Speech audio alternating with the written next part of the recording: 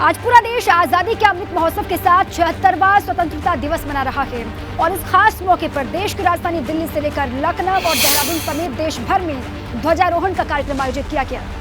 तो 3 तस्वीरें आप देख रहे हैं। दिल्ली में ऐतिहासिक लाल किले की प्राचीर पर प्रधानमंत्री नरेंद्र मोदी ने 9वीं बार देश की शान राष्ट्र ध्वज तिरंगा फहराया और वहीं राजधानी लखनऊ में मुख्यमंत्री योगी आदित्यनाथ ने ध्वजारोहण किया। वो तस्वीर भी आप देख रहे हैं। जबकि उत्तराखंड की राजधानी देहरादून में मुख्यमंत्री पुष्कर सिंह धामी ने भी तिरंगा फहराया। ये 3 तस्वीरें आपकी स्क्रीन पर है।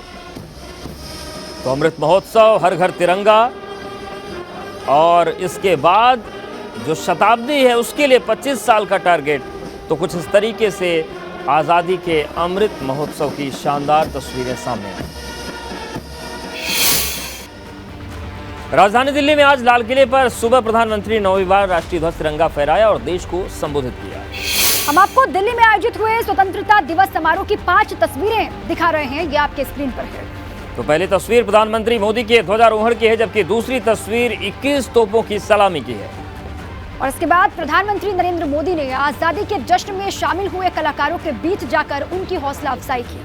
वहीं चौथी तस्वीर समारोह में शामिल छात्र छात्राओं की है, जिनके बीच पहुंचकर प्रधानमंत्री मोदी ने बच्चों से मुलाकात की और इससे पहले प्रधानमंत्री को लाल किले पर गार्ड ऑफ ऑनर दिया गया और उन्होंने तीनों सेनाओं की सलामी ली। तो ये 5 तस्वीरें हम आपको दिखा रहे हैं आजादी के अमृत महोत्सव की।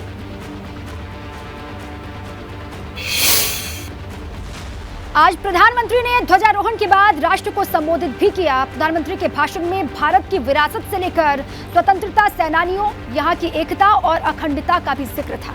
अपने संबोधन के दौरान पीएम ने अगले 25 सालों के लिए 5 प्रण भी लिए। उन्होंने विकसित भारत का प्रण लिया। लेकिन प्रधानमंत्री ने अपने 84 मिनट के भाषण के दौरान देश के विकास में रुकावट के लिए 2 बड़ी समस्याओं का जिक्र भी किया।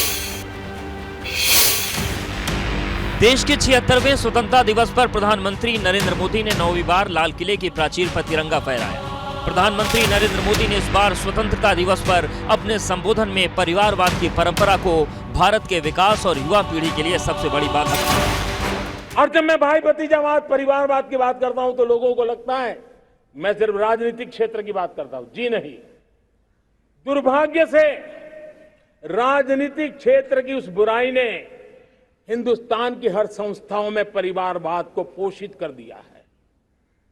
परिवारवाद हमारी अनेक संस्थाओं को अपने में लपेटे हुए है और उसके कारण मेरे देश की टैलेंट को नुकसान होता है। प्रधानमंत्री नरेंद्र मोदी ने लाल किले की प्राचीर से अपने संबोधन में साफ किया, सबसे ज्यादा राजनीति में परिवारवाद से देश को नुकसान हो रहा है। राजनीति में भी परिवारवाद ने देश के सामर्थ्य को सबसे ज्यादा अन्याय किया है। परिवारवादी राजनीति परिवार की भलाई के लिए होती है, उसको देश की भलाई से कोई लेना देना नहीं होता है। स्वतंत्रता दिवस के मौके पर राष्ट्र को संबोधित करते हुए प्रधानमंत्री नरेंद्र मोदी ने देश की जनता, खासतौर पर युवाओं से परिवारवाद को खत्म करने में मदद करने का आह्वान किया।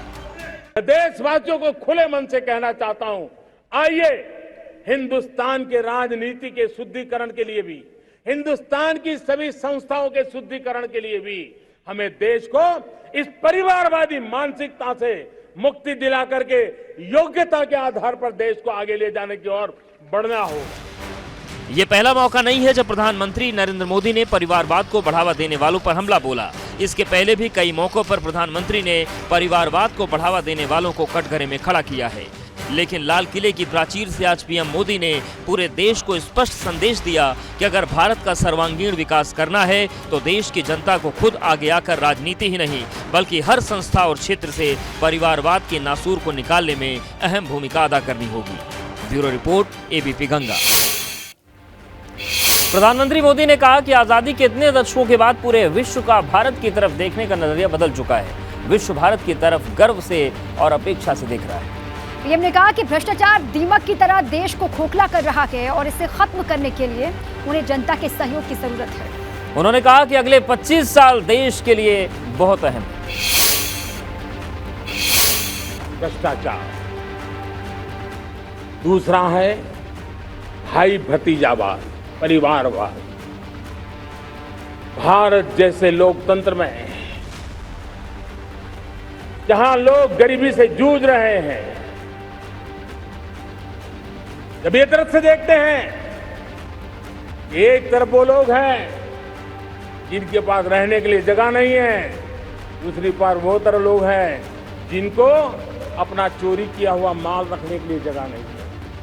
और जब मैं पंच प्राण की बात करता हूं, तो पहला प्राण, अब देश बड़े संकल्प लेकर के ही चलेगा। बहुत बड़े संकल्प लेकर के चलना होगा, और वो बड़ा संकल्प है विकसित भारत। अब उससे कुछ कम नहीं होना चाहिए। बड़ा संकल्प। भ्रष्टाचार दीमक की तरह देश को खोखला कर रहा है। मुझे इसके खिलाफ लड़ाई लड़नी है, लड़ाई को तेज करना है, निर्णायक मोड़ पे लेकर के ही जाना है। तब मेरे 130 करोड़ देशवासी, आप मुझे आशीर्वाद दीजिए, आप मेरा साथ दीजिए। मैं आज आपसे साथ मांगने आया, आपका सहयोग मांगने आया हूं।